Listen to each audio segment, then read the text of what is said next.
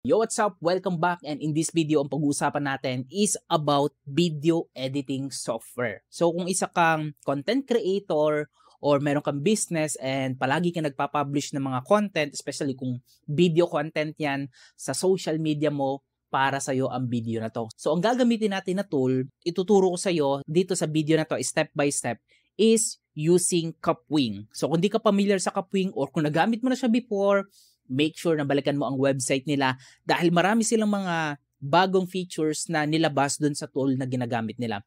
And don't worry, hindi mo na rin to kailangan pang install sa laptop mo. So, cloud-based siya. Ibig sabihin, maglalagin ka lang sa account ng Kapwing and then magagamit mo na yung tool ng Kapwing. I've been using this tool, pandemic pa. Ito rin yung tool na gina-recommend ko sa community ko before nung nag-launch ako ng training about e-commerce. So, sobrang powerful nito guys nung time na yun. Ngayon, with the AI help, mas na-improve pa yung Kapwing video editing software. So kung excited ka na, let's do this. Okay, so una mong gawin, punta ka sa kapwing.com, hindi to affiliate, wala pa akong affiliate sa kanila. And gusto ko lang i-support yung community ng Kapwing, yung software ng Kapwing kasi nga nakita ko yung potential nito at maitutulong sa mga content creator, sa mga SME, sa mga may business ngayon sa online. Okay, so tingnan natin, ano ba yung mga pwedeng magawa ng Kapwing. So dito meron yung tools. Ayan, click mo tong tools. Tapos makikita mo dito meron siyang video editor. Ibig sabihin yung hindi mo na i-download na inside maglalagin ka lang. Pwede kang mag-convert ng video, subtitle. Ito ipapakita ko to sa iyo mamaya. May generator, screen recorder guys. Meron na rin to. Repurpose the video, view all, marami pa yan. Add text to video. Then meron din silang AI, Smart Cut, Clean Audio, AI image generator, auto subtitle AI, document to video, AI video generator, text to speech, AI video editor, and so on. Templates, marami silang mga templates na pwede mong paggamitan. Example, tingnan natin itong popular templates nila. Then meron silang mga category, let's say ads. Then ito. So hindi ka na mahihirapan guys kasi nga dito may mga animation na rin dyan, di ba, na magagamit mo. May pre-webinar template din sila. Tapos ito, marami naman silang mga template like TikTok. Ayan. So, ito yung mga templates sa TikTok na pwede mong gamitin. Available na siya. Okay? Zoom, meron din. Of course, meron ding YouTube. YouTube introduction. Kung gusto mo, ayan, meron dyan mga templates. Okay? And so much more. Ngayon, pag-usapan natin, magkano ba itong Kapwing Coach J? Kapwing, meron siyang free plan. So, kaya magagamit mo siya for free. Dati, free lang ako to.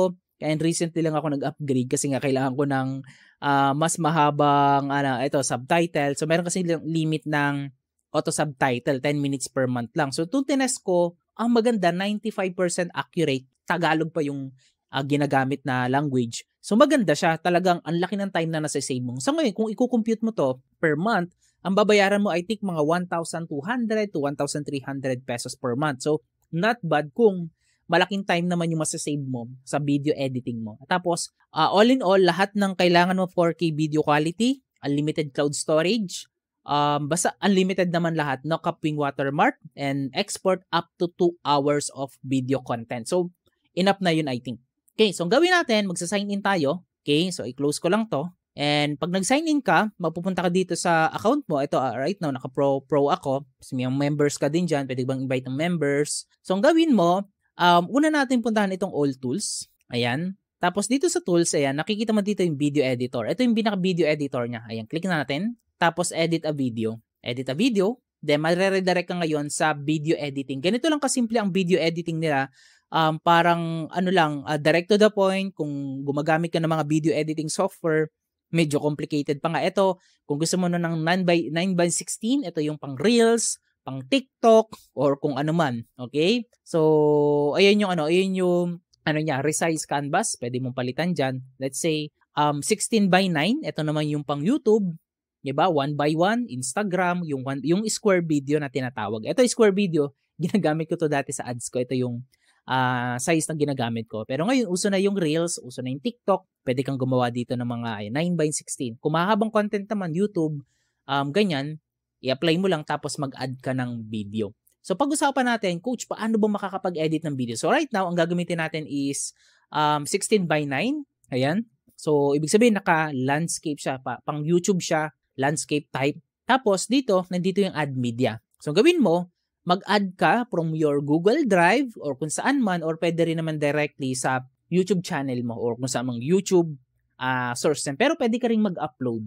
Okay? Kung mag-upload ka, i-click mo lang to, tapos ma-upload na yan. Okay? Tapos pwede mo na siyang i-edit. So, click natin upload. Tapos magta-try lang ako ng mga nagawa ko na before. Let's say meta verified. Okay?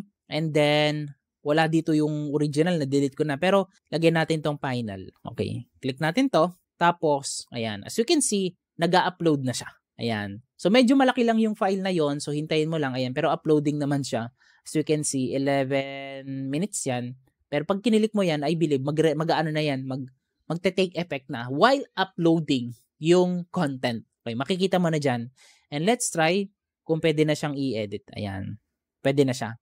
So, ibig sabihin, habang ina-upload, added na siya dun sa timeline mo. So, ito, edited na yung content na to, guys. Ayan. O, same t-shirt. Okay, ito rin suot ko before nung ginawa ko yung content na to. Ayan. So, ito yan. Ito yung video na yon. Okay. So, hindi ka na lang ilalagay yung pinaka, niya, tawag doon yung audio. Pero kung mag-edit ka dito, guys, ganito lang yung kasimple. Ayan. Ito yung tinatawag na level of audio. Ayan. Pwede mo rin namang i-detach yung audio. Click mo to. Ayan. Para ma-improve mo pa kung ano yung gusto mo. Pwede mong i-convert yung audio mo to a waveform. Kung mas quality yon. And I believe, yon MP4, MP3, ayan, medyo yon. Pwede mo rin gamitin itong clean audio. So, as you can see, hindi pa tapos yung pag-upload. Mga 2 GB to, guys. So, 1 GB na yung na-upload. Ang bilis lang. Mabilis naman yung internet natin. So, ayan siya. Ayan. So, edited na siya. Ngayon, okay, paano mag-edit, Coach J? Ganito lang yan. Let's say, raw file yung ine-edit mo. Gusto mong mag-cut ng mga portion ng videos mo na namali ka. So, ito yan. Pwede mong i-zoom to. Ayan, click mo to, fit to screen. Or pwede mo rin naman i-gamitin itong zoom. Ayan. Tapos, nandito ka na sa timeline, click mo lang tong split, tapos, syempre, i-move mo na yan. Ayan. Ayan. So, split ulit. Okay. So, tapos ito, make sure na naka-highlight kasi dinetouch natin yung audio. So, kung magka-cut ka man, wag mong i-detach yung audio. Siguro i-attach mo or i-highlight mo muna. Split. Yan. And then, delete mo to. Ayan. Then, automatic na, babalik naman. Naka-ano naman yan, naka-ripple mode. Ibig sabihin, kung nag-cut ka, let's say, cut natin to. Pakita ko ulit sa'yo. Split. Delete, magmo-move na. So, sa manual pa yung ginagawa sa mga video editing. So, ayan. Yun yung nyon. Tapos, when it comes naman sa mga effects na, ito, tingnan natin. Let's say, gusto mong lagyan ng effect. Ayan. Pito screen natin. Tapos, punta tayo sa intro. Ayan. Nakikita mo to dito sa side na to. Meron niyang layers. Okay. Meron niyang text. Okay. Pwede kang maglagay ng text dito. Ayan. Kung gusto mong like, subscribe. Ayan. Pwede mong gamitin to. Ayan. Don't forget to subscribe. Okay? Tapos, pwede namang i-type dito yung G. Gregorio. Ayan. Then, ilita natin ng konti. Ayan. Pwede kong gumamit ng, ayan. Ito yung na yun. Ito yung effects na yun. Okay? So, ngayon, delete ko lang to. I-try mo itong, ayan, mga elements. Elements naman, kung gusto mo ng progress bar, gusto mo ng emoji, gusto mo ng mga waveform, gusto mo ng background effects. Ayan. Ayan, na pwede mong gamitin. Marami dito mga arrow na gumagalaw. Ayan, 'di ba? Para mas maging animated yung content mo. Ang hirap niyan, guys, kapag sa mga editing software. Ayan. Ayan, mga elements, oh. 'Di ba yung mga pang-catch, swipe, ayan, usually ginagamit 'to sa mga Reels content, ayan, TikTok content, ayan. Yung mga twinkle, ang dami pa dito, i-search mo lang yung mga elements. Ayan, mga elements. Ang dami nito, guys. Tapos, meron din silang audio. Ayan. So, ibig sabihin, meron ka ditong pwedeng background music. Ayan. Choose a music. Okay? License naman kasi nga naka-pro ka. Ibig sabihin, pwede mo yung gamitin. Templates. Okay? Plugins. Kung isa-isayin natin yan, pwede mo i-connect dito yung mga tools like ito. Tapos, pwede kang mag-record ng screen. Ayan. Record a camera. Record a audio. Voice over. And ang dami pa. So, ito, yung videos naman na to, kung example, gusto mong mag-insert ng clip, let's say, ang content mo is about a business. So, let's say, search natin dito business. Ayan. May mga business dito na lalabas. Ayan. Let's say, click natin to.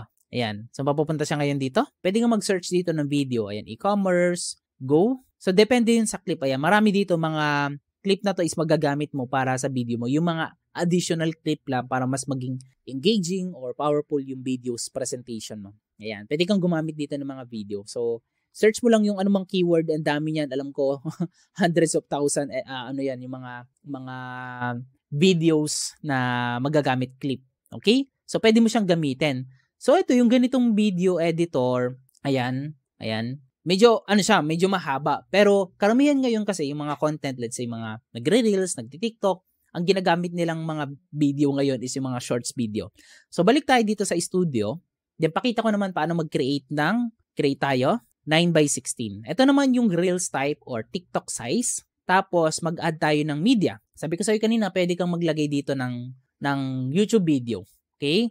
So punta tayo sa youtube.com. Tapos mag-search tayo ng, let's say, business. Okay? So sa business, sino ba yung lumabas? Chinkitan. Ayan. Pero, of course, siyempre, content mo mismo. So, ngayon, hindi ko na siya directly i-upload. I-click ko lang to. Ilalagay ko dito yung link ni Chinkitan. Tapos, mag-aano na siya. Parang ilalagay na niya sa frame yung, yung video. Ayan. Makikita mo dito, magkakaroon niya ng source. So, ang gawin mo, click mo lang to. Ayan. Nakikita mo, naglo-load na si Chinkitan. Ayan. Ito na siya. Bilis lang, di ba?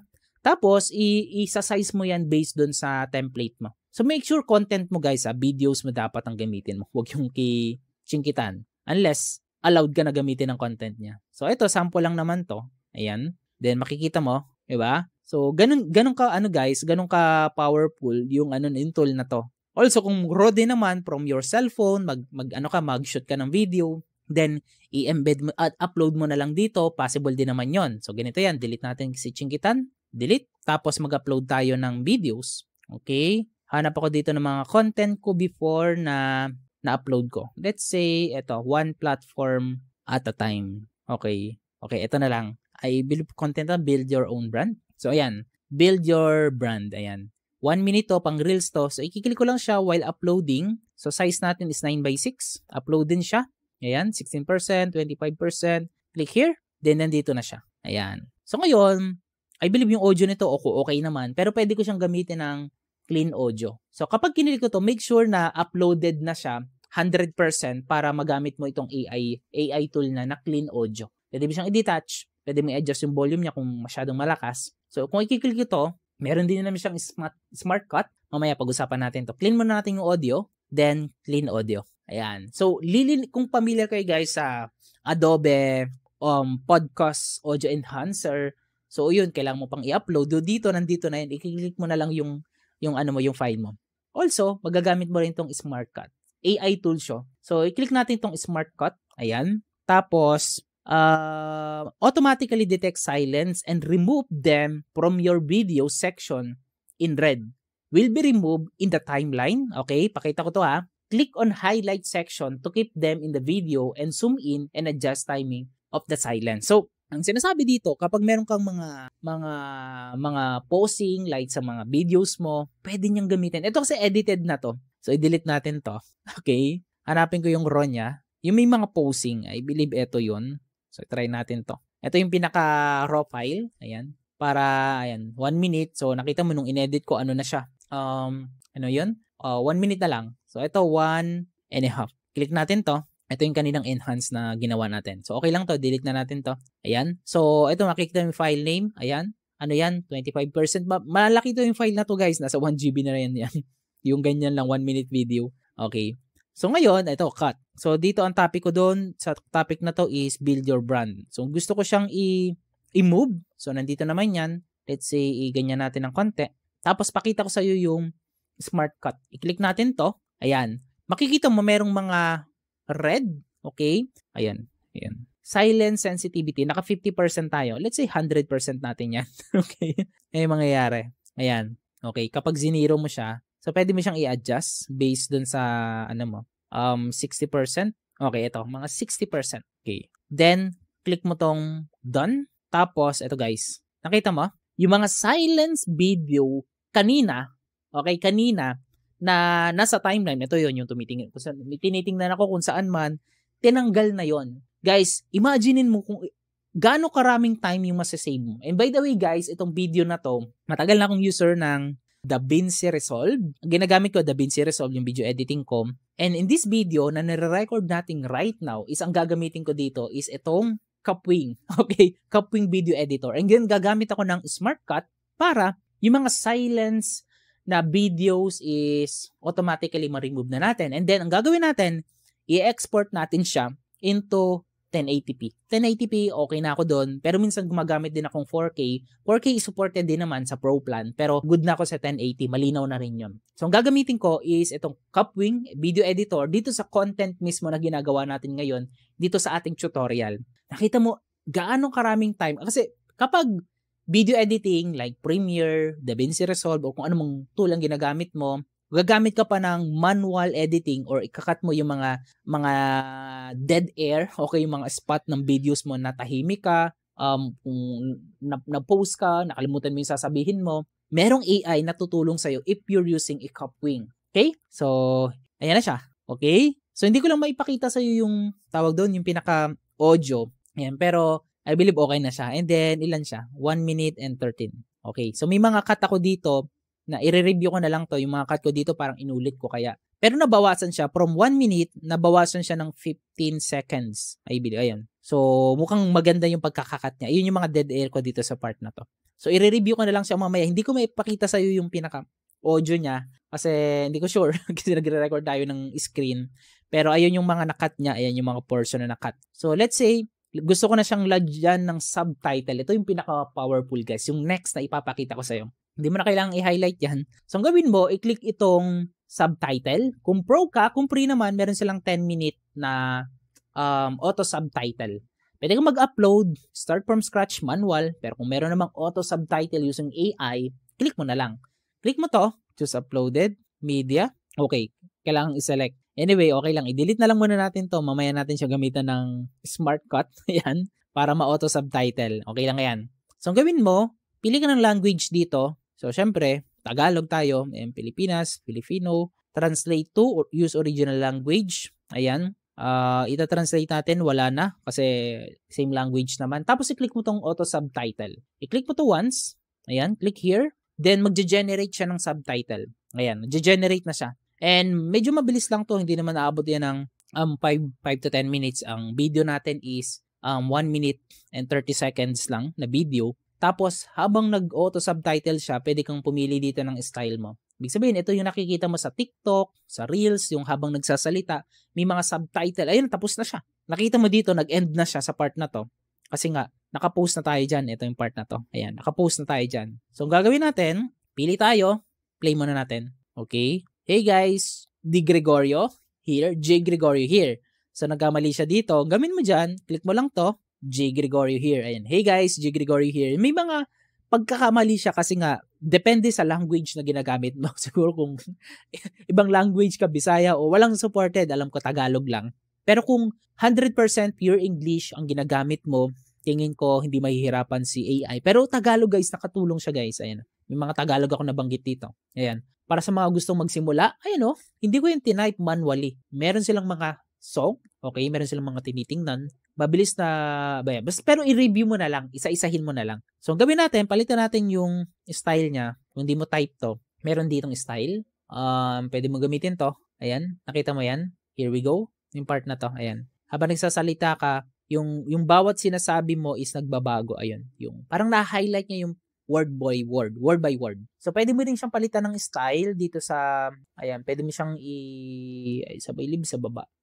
Animation, ayan, sa animation, yung highlight. So, naka-highlight J, i-white mo yan. So, yung na-highlight, kung gusto mong 2 color, pwede mong i-yellow yan, i-red, ganyan. So, ayan. So, 2 colors ang gamitin natin. Yung highlight naman, pwede mo rin palitan ng ganyan, or ng red, or ng black, or ng ganyan. Nasa sayo. Yellow, bagay na bagay. Tapos, ito yung animation settings. Pwede mo pang pumili dito ng animation. So, let's say ito. Ayan. Here we go. Mas okay sa akin to. Here we go. Ayan. So, pwede kang pumili dito. So, pero type ko yung kanina. View all. Sinelect natin ito. Ito, okay sa akin to. Then, animation. Palitan natin yung color. I-white natin. Ayan. Nakita ma'am? Tapos, transition. Pwede kang gumamit dito. Slower. Pwede mong i-adjust dyan or mabilisan. Ayan. Ayan. Diba? Okay, ayan. Diba? Ganun lang siya ka-easy, guys. So, yun yun. Tapos, kapag okay ka na, ito naman, ma-adjust mo dyan. Dyan naman yung minutes niya. Okay, pwede mo siyang mag-add, pwede kang mag-merge, pwede mo siyang Palitan, example, ito. Hey guys. So, yung hey guys, i-enter natin. Enter. Para yung hey guys is ma-separate siya. Okay? So, ito siya. Ayan. Hey guys. Ayan. J. Gregory here. I-move mo na lang siya. So, check mo na lang. Okay? So, ayun. Tapos marami, kung i-export mo na siya, i-click mo lang tong export kapag done ka na or yung download.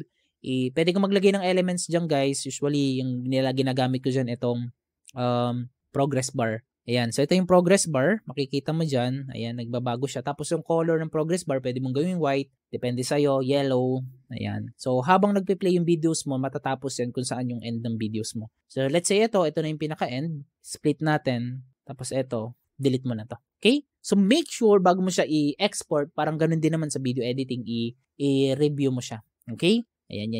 Ayan. Di ba? So, ganun siya ka-powerful, guys. Sobrang powerful ng tool na to kapag nagamit mo siya. And then, ang dami pang use nito, guys. Yung pinakita ko sa ilan lang to sa pwede mong magawa. But marami pa siyang mga helpful tools. Let's say, yung mga templates na pwede mong gamitin dito. Ayan. Start tayo. All tools. Ayan, nandito pa. Meme generator, audio to video, di ba?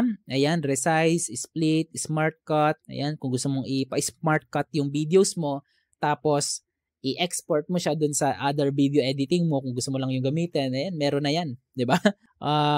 And so much more. Ito pa yung mga tool niya. Sobrang dami, guys. Baka manawa ka.